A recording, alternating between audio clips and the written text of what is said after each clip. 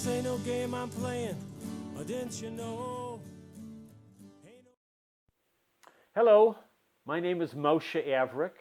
I'm speaking to you today from the Jerusalem area in Israel. I'm an ordained Orthodox rabbi.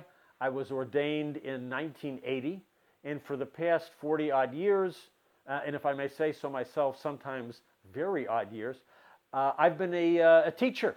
I've taught various Jewish subjects. I've taught spirituality, fundamentals of Jewish belief, all types of Jewish philosophy, and I've taught all ages. I've taught high school, I've taught university students, I've trained rabbinical students, I've trained other Jewish educators. And the subject of the series that we're starting today is truly an elaboration and a clarification and a discussion of the most fundamental issue that anyone could put on the table, and that, of course, is the existence of God. Now, several years ago, I wrote a book called Nonsense of a High Order, The Confused World of Modern Atheism. Now, I understand that telling you that title gives away the element of surprise as to where I stand on this issue. But I would like to talk for a moment about the title to help, by way of introduction, to give us a slightly clearer idea of how I see this subject matter. It is my opinion, and this is after years and years of intense thought, contemplation, teaching, debate, etc., I have come to the conclusion that the very best that one can say about atheism in general, and modern atheism in particular, is that it is confused. Hence, the confused world of modern atheism. On the other hand, I feel in actuality, and again, this is my opinion, that atheism in any form is really nonsense of a high order. Hence, nonsense of a high order. Now, the phrase nonsense of a high order is not mine. This was a phrase that was coined by one of the greatest scientific minds of the 20th century, Sir Fred Hoyle, the great British astronomer, mathematician, physicist, world class in every one of those disciplines.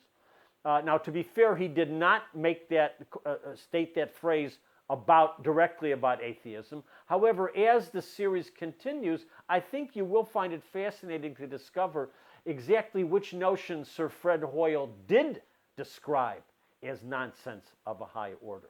Now, this first episode in the series is, I'm going to give you sort of a preview of coming attractions of some of the topics we're going to be discussing.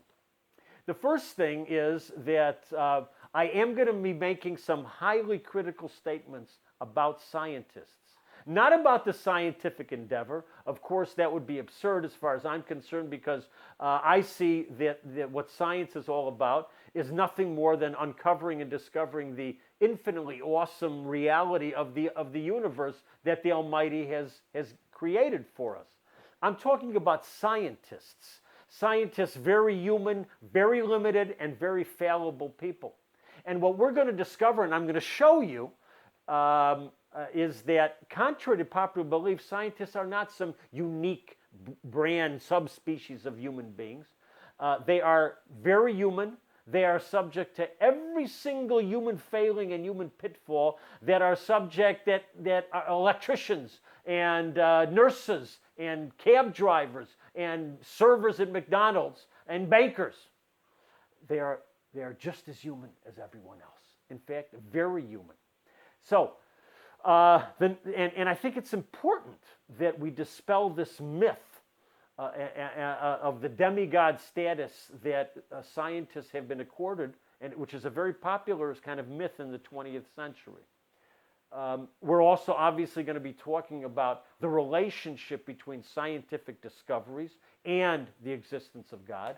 But surprise, we will not be talking about Darwinian evolution, certainly not in any depth. It will come up tangentially.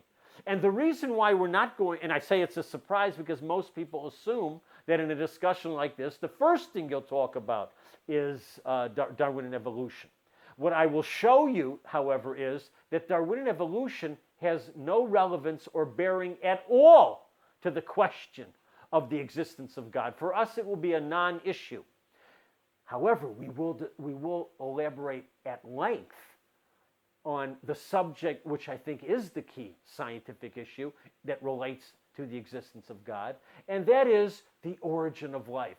Origin of life and Darwinian evolution are two fundamentally and conceptually separate areas of science.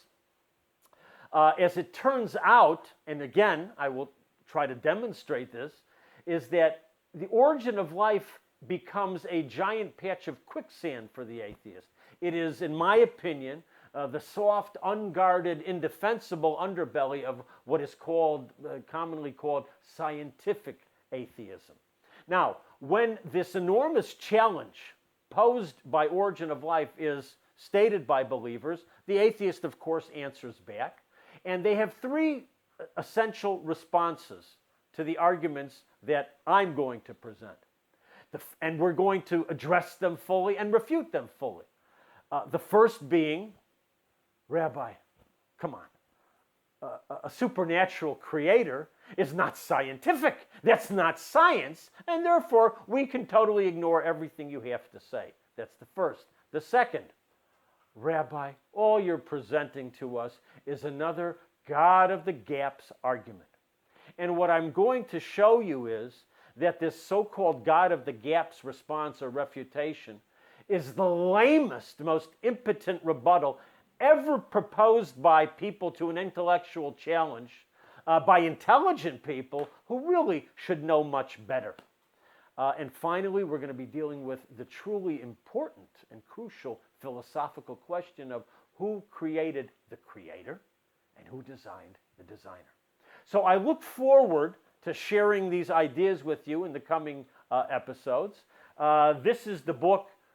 If you would like to purchase it and get a full exposition on the subject, Nonsense of a High Order, The Confused World of Modern Atheism. If you look in the links below, you'll see where it's available. Obviously on Amazon, bookdepository.com, Feldheim Books, Feldheim.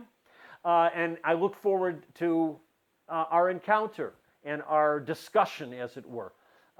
Goodbye, have a great day, and God bless you.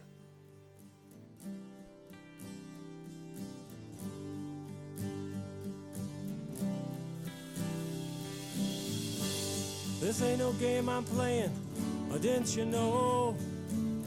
Ain't no collecting $200, ain't no pass and go. Even though right now I don't like much what I see in my mirror, but I put it all behind me now. I got nothing left